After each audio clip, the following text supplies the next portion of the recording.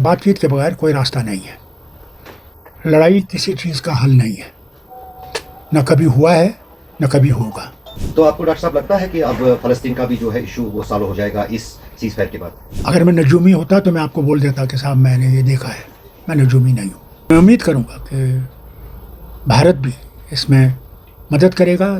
کافی امریکہ کا دوست ہے کہ ان سے بھی اس طرف کو لے جائے گا کہ کیونکہ ہم پہ بھی بہت زبردست اثر پڑے گا اس کا. اگر یہ وار چلتا رہے گا تو آپ دیکھیے آپ کی تیل کی قیمت کہاں پہنچے گی. گیس تو ملے گا ہی نہیں، تو کہاں جائیں گے لوگ جن کو اب عادت ہو گئی ہے گیس کے استعمال کرنے کا.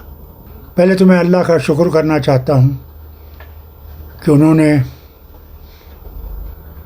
دونوں ملکوں امریکہ اور ایران ان کو ہمت دی کہ ایک میز پہ بیٹھ کر اپنے مسئلے طے کریں،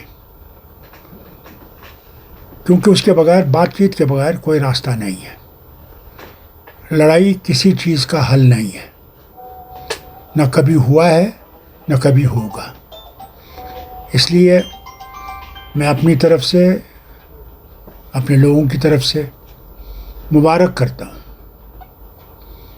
ان سب ملکوں کو جو بیٹھ کے بات چیت کریں گے، اور اللہ سے دعا کرتا ہوں کہ ان کی بات چیت میں امن کی بات ہو، امن آئے، کیونکہ اس لڑائی سے ساری دنیا ملوث ہو گئی ہے. حالت یہ ہے کہ اگر اور بڑھے گی تو تکلیفیں دنیا کی اتنی بڑھ جائیں گی کہ خدا ہی جانتا ہے کہ پھر حال کیا ہوگا. کیونکہ انرجی سورس جو ہے وہ سب سے ضروری ہے دنیا کے لیے، اور اللہ نے انہی ملکوں میں اس انرجی سورس کو دیا ہوا ہے. آپ جانتے ہیں کہ کتنے ہماری وطن کے اور ہماری اس علاقے کے لوگوں میں کتنے وہاں پہ ان عرب ملکوں میں کام کرتے ہیں. آج سب کی زندگیاں اس میں ہل گئی ہیں. پتہ نہیں کہ کتنا دیر لگے گا امن آنے میں، کیونکہ ہمارے خاندانوں میں سے جموں کشمیر کے لوگوں میں سے جو ہیں کئی ہیں جو ان علاقوں میں کام کرتے ہیں اور پھر گھر بھی پیسہ بھیجتے ہیں جس سے ان کے گھر چلتے ہیں. اس لیے ہمیں سب کو تشویش ہے اس بات کی کہ یہ لڑائی بند ہونی چاہیے. اور میں امید کروں گا کہ بھارت بھی اس میں مدد کرے گا.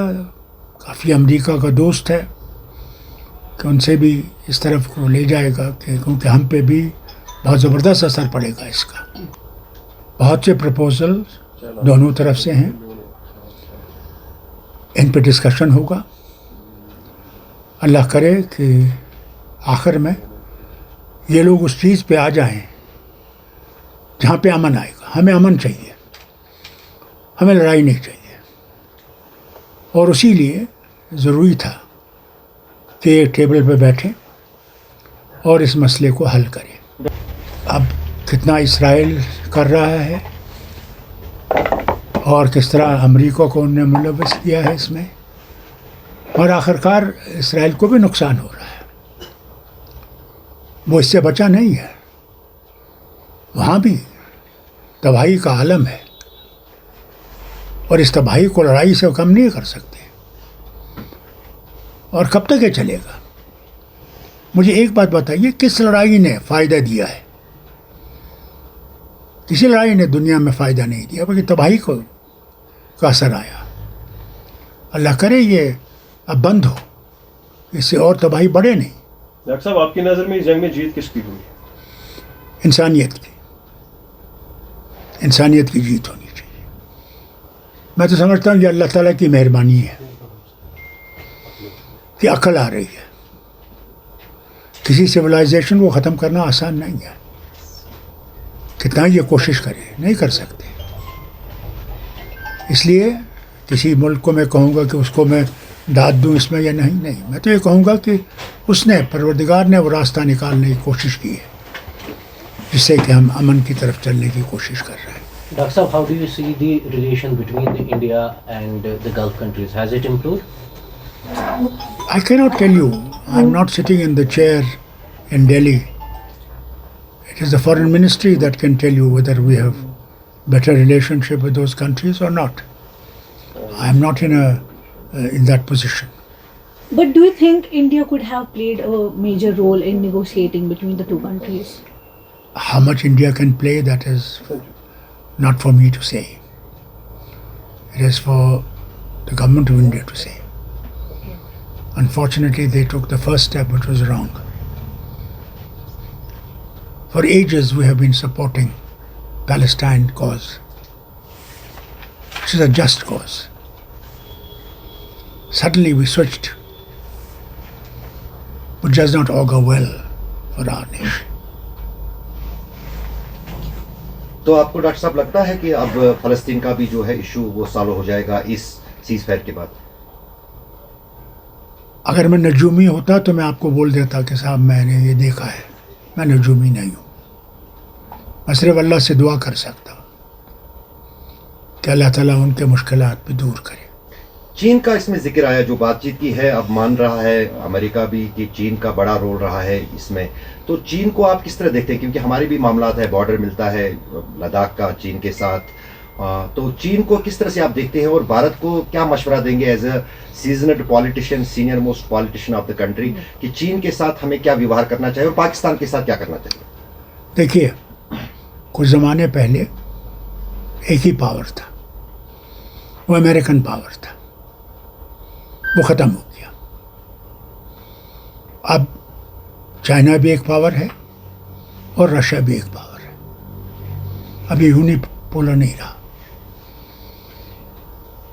हमें भारत ने हर वक्त सारे मुल्कों के साथ अच्छा ताल्लुक़ रखा है. रूस के साथ हमारा इतना ज़बरदस्त ताल्लुक़ था कि पहली दफ़ा रूस ने हिंदुस्तान के साथ माहिदा किया, war on India will be war on Russia. किसी मुल्क से साथ नहीं किया. आज भी वो खड़ा है. चीन के साथ भी हमारी बड़ी ज़बरदस्त दोस्ती थी. पंचशील था, अगर आपको याद होगा.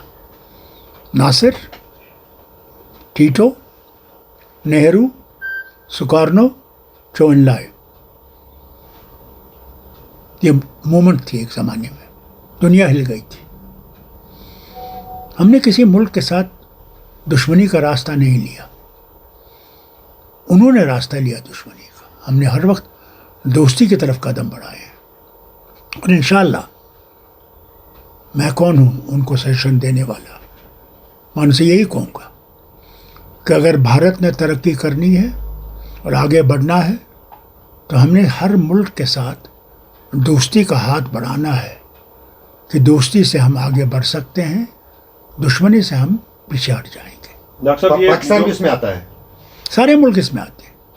पाकिस्तान से भी कहूँगा, वक्त आ गया है कि वो भी टेररिज्म को छोड़ दें और वो रास्ता इख्तियार करें जिसमें खुशहाली से रह सकें, भाईचारे में रह सकें. उसका कोई रास्ता नहीं है. मैं इसमें कह नहीं सकता कि आगे क्या होगा. पहले 10 तारीख को देखें, ये जो मुज़ाकरात हो रहे हैं इसमें कितनी कामयाबी होती है. अगर इसमें कामयाबी हुई तो मैं समझता हूँ फिर लड़ाई का कोई मकसद नहीं रहेगा. और जो इश्यूज़ हैं मैं समझता हूँ वो बातचीत से हल हो जाएंगे. जम्मू कश्मीर पे कुछ असरात पड़ सकते हैं, क्योंकि हम पे पड़े हैं असरात, सारे वतन पे असरात पड़े हैं. अगर ये वॉर चलता रहेगा तो आप देखिए आपकी तेल की कीमत कहाँ पहुँचेगी. गैस तो मिलेगा ही नहीं. तो कहाँ जाएंगे लोग जिनको अब आदत हो गई है गैस के इस्तेमाल करने का? कहाँ से लकड़ी लाएंगे? कहाँ से लकड़ी के चूल्हे जलाएंगे? कहाँ से हमारे बच्चे जो आजकल गाड़ियों में स्कूल जाते हैं वो स्कूल पहुँच सकेंगे? और दूर दूर के स्कूलों में जा रहे हैं. हर तरफ से मुसीबतें आएंगी. हमारी दवाइयों की कीमतें आसमान पर छुएंगी. गरीब कहाँ से लाएगा? क्या होगा? डॉक्टर साहब, आप इसको किस तरह हैंडल करना पड़ेगा? जैसे आप खुद कह रहे हैं कि लाखों की तादाद में लोग वापस आ गए फॉरेन कंट्री से। इंशाल्लाह अगर हालात ठीक हो गए तो मुझे उम्मीद है कि थोड़ी देर में वो फिर अपने वापस जाएंगे, अपनी नौकरियों में वापस जाएंगे और फिर से उन मुल्कों को आबाद करेंगे जिनमें वो काम करते थे.